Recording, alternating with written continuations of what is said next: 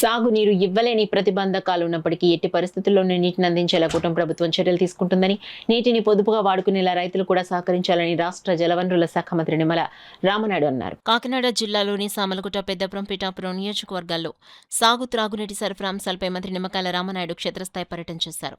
సామలగుట్టలోని PBC లాకులను పరిశీలించిన అనంతరం Pithapuram R&B అతిథి గృహంలో ఇరిగేషన్, అగ్రికల్చర్ అధికారులు, రైతులు, నీటి సంఘాల ప్రతినిధులతో సమీక్ష జరిపారు. ఈ సందర్భంగా మంత్రి నిమ్మల రామనాయుడు మీడియాతో మాట్లాడారు. Pithapuram branch canal up to 35 kilometres వరకు ఏదైతే ఉందో ఈ 35 కిలోమీటర్లు కూడా అక్కడ అవసరాన్ని బట్టి వీడ్ రిమూవల్, అదేవిధంగా డీసిల్టింగ్ అవసరమైన చోట్ల కొన్ని చోట్ల కరోనాచ్ ఉందని చెప్పడం జరిగింది. వీటన్నింటినీ కూడా రిమూవ్ చేయండి, ఇమ్మీడియట్లీ ఎస్టిమేషన్ వేసుకోండి.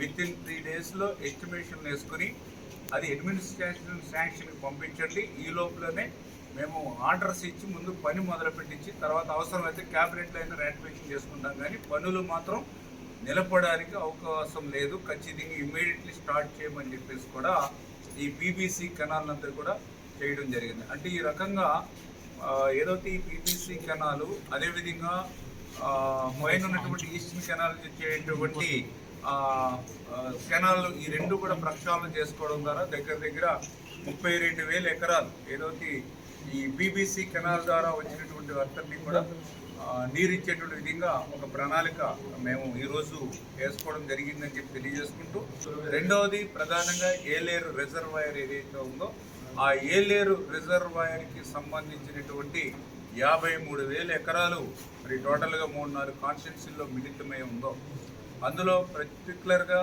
ఈ సంవత్సరం సూపర్ ఎల్నినో దృష్ట్యా మరి ఆ యొక్క రిజర్వాయర్ కింద సాగునీరు ఇవ్వడానికి ప్రస్తుతం ఉన్నటువంటి పరిస్థితులు సహకరించుతున్నటువంటి స్థితి లేదు.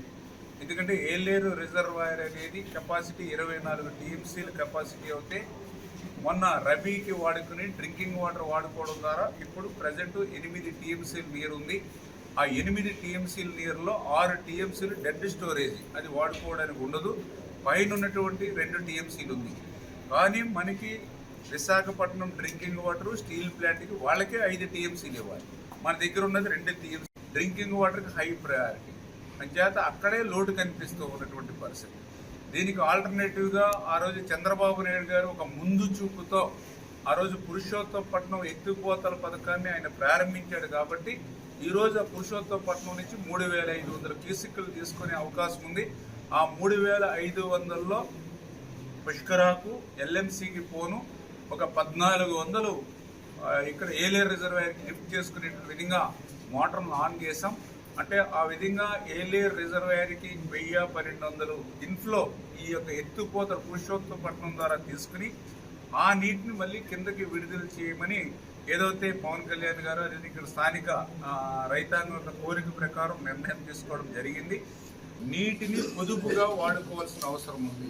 వంతుల వారి విధానం అమలు చేసేటువంటి క్రమంలో రైతాంగం కూడా పూర్తిగా సహకరించాలని చెప్పి మీ ద్వారా కోరుకుంటూ ఈ విధానాన్ని ఇరిగేషను, అదేవిధంగా అగ్రికల్చర్, రెవెన్యూ ముగ్గురు కలిసి కోఆర్డినేట్ చేసుకుంటాం. ఈ కోఆర్డినేషన్కి లోకల్గా ఉన్నటువంటి నీటి సంఘాలు, అదేవిధంగా ప్రజాప్రతినిధులు, ఎక్స్పీరియన్స్ ఉన్నటువంటి రైతాంగం, గతం నుంచి కూడా ఉన్నటువంటి రైతాంగ నాయకులు అందరూ కూడా మరి సహకరించి, ఎందుకంటే ఇవ్వడానికి వీలు లేనిటువంటి ప్రతిబంధకాలు ఉన్నటువంటి స్థితిలో కూడా ప్రత్యేకమైనటువంటి ఆదేశాలతోటి ఈ యొక్క సాగునీరు, త్రాగునీరు ఇవ్వడానికి మేము చేసేటువంటి సంకల్పానికి ఈ ప్రాంత ప్రజలందరూ కూడా, రైతాంగం అందరూ కూడా మనస్ఫూర్తిగా సహకరించాలని చెప్పి మీ ద్వారా అందరినీ కూడా కోరుకుంటూ, మరి ఇక్కడ కూడా నేను చూస్తూ ఉన్నా కొంతమంది వైసీపీ ఎవరైతే గొడ్డల పార్టీ కొంత ఏదైతే మరి విమర్శించడానికి కానీ సాగునీరు, త్రాగునీరు గురించి కానీ మాట్లాడేటువంటి నైతిక అర్హత ఆ గొడ్డల పార్టీకి ఎక్కడ ఉందని సూటిగా ప్రశ్నిస్తూ ఉన్నా.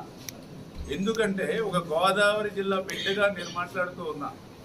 మన ధవళేశ్వరం బ్యారేజీ గేట్లు ప్రమాదభరితంగా ఉన్నాయని ఆ రోజు సిడబ్ల్యూసి సైతం హెచ్చరిస్తే 5 సంవత్సరాలు గొడ్డల పార్టీ ఎందుకు పెడచెవిన పెట్టింది?